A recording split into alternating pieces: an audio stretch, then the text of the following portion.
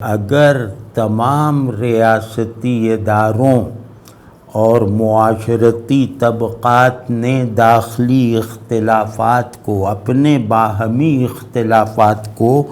ایک کلی اور قومی یکجہتی میں نہ بدلا تو ہمارا ملک ہر طرف سے اور ہر طرح سے، اندر باہر سے خطرات میں ہے۔ پڑ جائے گا، یہ جملہ غلط ہے۔ اس وقت ہم شدید نوعیت کے مختلف نوع خطرات کے گھیرے میں ہیں، اور پھر یہ ہوگا کہ اگر یہ ادارے ایک پیج پر نہ رہے، اب آپس میں اختلاف رکھتے ہوئے اسٹریٹجی کا، حکمت عملی کا، پالیسی کا سب رکھیں۔ اسی طرح معاشرے میں مذہبی اختلاف ہے، سیاسی اختلاف ہے، وغیرہ وغیرہ، تو یہ سب اختلافات اپنے آپ کو مصنوعی طور پر ختم کیے بغیر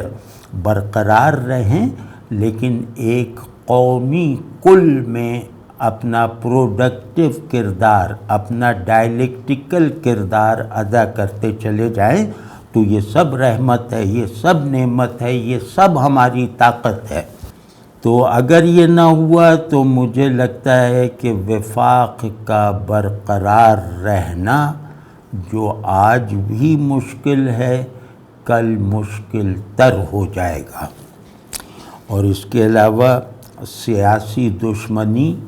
یعنی سیاسی جماعتوں میں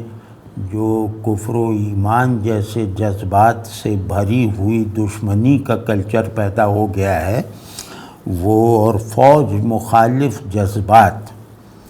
یہ دونوں مل کر خانہ جنگی کا سبب بن سکتے ہیں۔ اسی طرح معاشرے میں، یعنی معاشرتی تنظیم سے نامانوس معاشرے میں، یعنی ہمارا معاشرہ وہ معاشرہ ہے جو معاشرت کے اصول اور اقدار سے نامانوس، اجنبی، غیر متاثر اور لا علم ہے، تو اس مکمل طور پر انسانی معاشرت سے دوری رکھنے والے معاشرے میں پہلے سے جو موجود جارحانہ تضادات، اگر وہ نہ تھمنے میں آئے، وہ ایک انسانی اجتماعی تنظیم کے تحت نہ آئے، تو پھر وہ اس خانہ جنگی کو زیادہ وسیع کر سکتے ہیں، یعنی مذہبی تضادات وغیرہ۔